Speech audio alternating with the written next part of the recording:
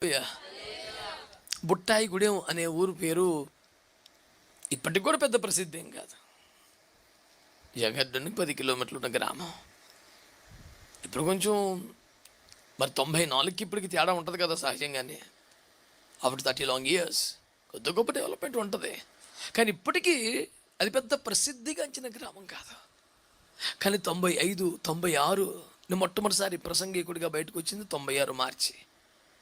96 మార్చి నుంచి ఎన్ని పాంప్లెట్లు, వాల్ పోస్టర్స్, బ్యానర్లు ఎక్కడ చూస్తాయి. పాస్టర్ చెప్పని చేస్తే బుట్టాయిగూడెం. ఇప్పుడు మీకులాగా గూగుల్ సెర్చ్ చేస్తాక లేదు. అప్పుడు బుట్టాయిగూడెం అని కూడా చూస్తే ఏం కనపడదు. అసలు బుట్టాయిగూడెం అంటే ఎక్కడ, బుట్టాయిగూడెం అంటే ఎక్కడ?